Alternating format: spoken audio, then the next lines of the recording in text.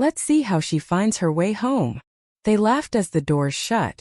My 7-year-old palms pressed against the glass, warm from my breath, cold from their absence. I waited. For minutes. Then hours. Because surely no one would leave their child behind. But they never came back. A man in a security uniform found me asleep on a bench past midnight. He gave me a granola bar. I remember how it crumbled in my hand before I could eat it, because I couldn't stop shaking. I told them my name. They filed the report. But I lied about my address. I never wanted to be found. It's been 20 years. And this morning, 39 missed calls. From the mother I buried in my memories. Now they're looking for me. But I've built a new life. A quiet one. They burned every bridge. And now they want to cross it? Why? What could they possibly want now? I live on the 3rd floor of a brick apartment in Logan Square. Peeling paint, rattling pipes. But the radiator works in winter and the neighbors don't ask questions. That's all I really need. I work at a second-hand bookstore. Tuesdays and Thursdays I do inventory. The rest of the week, I sit behind the counter and pretend not to watch people fall in love with stories they don't know will break them. The owner, Marta, is kind. In the way strangers sometimes are, when they sense you're made of shattered glass and still decide to hold you anyway. She once asked, "You never talk about your family. They live far." I just said, "Far enough." She didn't ask again. At night I light a single candle. Vanilla and sandalwood. I cook simple food. I read books I've already read 10 times. Peace doesn't feel like happiness. Feels like silence. A silence you fight for. But sometimes in the quiet, memories crawl in through the cracks. Not the train station. That's sealed away. I mean the other things. The yelling. The blame. The way my father called me dead weight every time a bill was late. The way my mother would say, "Maybe if you smiled more, your father wouldn't snap like that." And the nights I'd whisper to myself, "Maybe next time. They'll be proud. Maybe if I just get it right." Funny, isn't it? How love sometimes feels like chains. There was someone.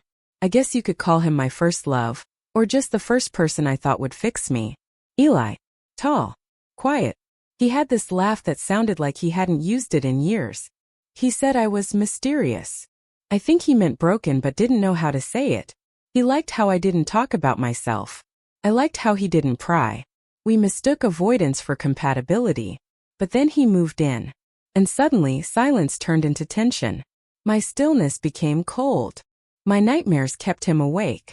I flinched once when he raised his voice, not even at me, just at the microwave. He touched my shoulder and asked, "Hey, what happened to you?" I didn't know how to answer that. Because what do you say? My parents left me at a train station to teach me a lesson. I never went back. I learned love is a gamble and I don't have any chips left. Instead I just said, "I'm tired." And a week later he was gone. I'm not angry at him. He didn't sign up to be someone's emotional rehab. Hell, sometimes I don't even want to be around me. But I'm learning. One small thing at a time. Like how to plant basil without killing it. How to say no to people without explaining. How to look in the mirror and not flinch. There's a little girl in me who still waits on that bench. But these days I sit with her. The bookstore has a wall of old photographs. Customers donate them. Forgotten memories bought by strangers. I like to rearrange them. Last week I found one that stopped me. A girl, maybe 6, standing alone in a winter coat 2 sizes too big. She's holding a paper bag and looking off camera. Like someone just walked away. I stared at it for a long time. Not because it was me. It wasn't. But it could have been. Sometimes I wonder. If they hadn't done it, if they'd come back for me, who would I be? Would I be softer? Louder? Would I know how to trust? But then I remember. They didn't come back. I got on a bus. Didn't even know where it was going. Ended up in Gary, Indiana. Slept in a shelter. Then a foster home. Then another. And another. Until I aged out. And somehow ended up here. In a city that doesn't know me. In a life I built from scraps. This morning, I opened my phone and saw 39 missed calls. Unknown number. Then another. Then a voicemail. I didn't listen to it. But I recognized the voice. Even through the muffled static. "Sweetheart. It's Mom. Call me back. Please." That word. Sweetheart. Like she didn't leave me behind 100 miles from home. Like she didn't call it a joke when I cried for hours. Like she didn't tell the police I must have wandered off. I looked in the mirror after that. Not to check my face, but to ask myself, what do they want from me? Why now? Will this hurt me again? I stood there for 10 minutes, silent. Then I whispered something I hadn't said in 20 years. I don't owe them a damn thing. I didn't sleep the night I saw those missed calls. I just stood by the window watching the city blur through condensation. Chicago always looks softer in the rain, like it's hiding its own bruises. I finally played the voicemail around 3 a.m. Sweetheart, it's Mom. Please just call us back. It's important. It's about your father. Well, we didn't know how to reach you. We found something. Please. Her voice cracked on that last part. And I hated that my chest tightened. I hated that even now, after everything, a part of me cared. The next day I went to work, but I couldn't focus. I miscounted inventory, snapped at Marta, broke a ceramic mug that had been there longer than I had. I walked home that night through the long stretch of Milwaukee Avenue, trying to make a decision that shouldn't be this hard. Call back or don't. Burn the bridge or walk across. But trauma does this weird thing, it makes you forget your own damn fire. It makes you wonder if maybe it wasn't as bad as you remember. Maybe you exaggerated it all just to survive. I called back. Stupid. But I did. The phone didn't even ring once. Hello. Mom. Oh my God. It's really you. Your father's in the hospital. We thought. Look, we need to talk. Not on the phone. Can you come home? Home. That word should have tasted like honey. It still tasted like blood. 2 days later, I stood outside the suburban house they moved into after abandoning me. New siding. Fancy doorbell camera. Little garden gnomes like nothing bad ever happened here. She opened the door like she'd just seen me last week. You look older. It's been 20 years, Mom. Well, you didn't exactly keep in touch. I laughed. Not because it was funny, because it was insane. They sat me down, made tea like we were a family. Then she started with the show. Your father had a stroke. He's not well. And we need some help sorting finances. The house isn't technically in our name anymore. I blinked. What? It's complicated. There were some debts. We transferred ownership years ago to keep it safe. But now the bank, they want everything. Then she handed me a folder. Neatly labeled. Color-coded tabs. Inside my name. On the title. On the deed. On the damn liability forms. My voice broke before I even felt the anger rise. You put it all in my name? It was a precaution. A precaution? You used the daughter you abandoned to protect your assets. Don't be dramatic. We always knew you'd be okay. You were always strong. Strong. They called me too sensitive when I cried. Too dramatic when I bled. Now I'm strong because I'm useful? I stood up so fast the chair fell back. You don't get to call me strong. You don't get to need me now. Please, she said, her voice soft, manipulative. We're family. Family. I remember being 10, in a foster home where the dad was nice until he drank. I had a black eye and a cracked rib. The social worker said, it's hard to find placements for older girls. Maybe try being more agreeable. I remember thinking, this is what family means. You survive it. I left without signing anything. But it didn't end there. 2 days later I got served. They filed to transfer the liability to me formally. Said I'd agreed. Used a forged signature. They humiliated me in court. Said I was unstable. That I'd abandoned the family and was now lashing out. The judge didn't rule in their favor. But it didn't matter. I was already ruined. My credit. My name. My safety. Marta sat with me after I got the news. She didn't say anything. Just placed a cup of tea in front of me and gently rested her hand on mine. I didn't cry. I laughed. This sharp, bitter sound that didn't belong to me. They're gonna get away with it. Not if you don't let them, she said. I don't have anything left. You have the truth. But truth doesn't pay lawyer fees. Doesn't undo a childhood buried under shame. Doesn't erase court documents with your forged name on them. I walked home that night. Alone. And for the first time in years I thought about giving up. Not dramatically. Not with notes or bottles. Just fading out. Letting the cold take me. Vanishing the way I should have years ago at that train station. I sat on my fire escape with a blanket wrapped tight and whispered, "Why do I still hurt for people who never once tried to love me? Why does hurting them still hurt me?" No one answered. But somewhere, deep in the ash, something glowed. A single ember. Not of revenge. Not yet. But of something simpler. I deserved to breathe. I deserved peace. I made one decision that night. I wouldn't go back. Not to court. Not to their doorstep. Not to the version of myself that kept begging to be seen. But I would find out how deep the lie went. If they thought I was still that little girl waiting on a bench, they were about to learn who I became when I never went home. It started with an envelope. Thick. Yellowed. Left under the bookstore door. No return address. No note.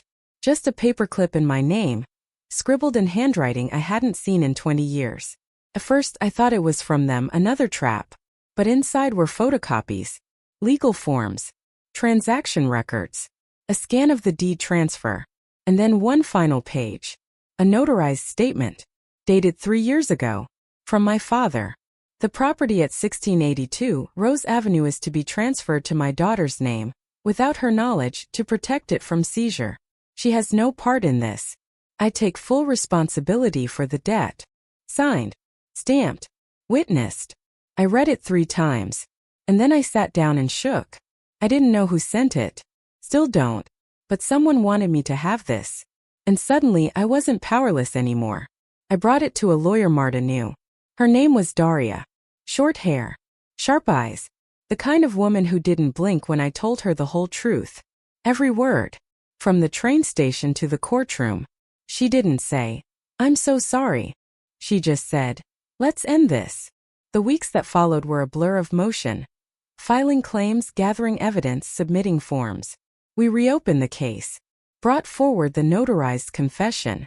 Challenged the forged signature. They tried to backpedal. My mother's lawyer claimed the document was incomplete. My father. He was suddenly too ill to remember. But the damage was done. And yet it didn't feel good. Not yet. Because while the legal machine turned, grinding slowly toward something that resembled justice, I found myself standing at the edge of a deeper question.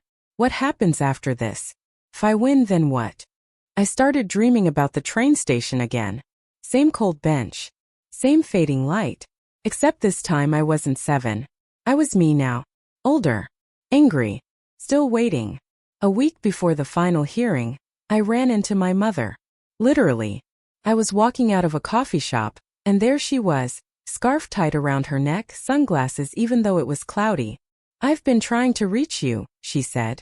I didn't answer. "Please. Just hear me out. We never meant for things to get this far.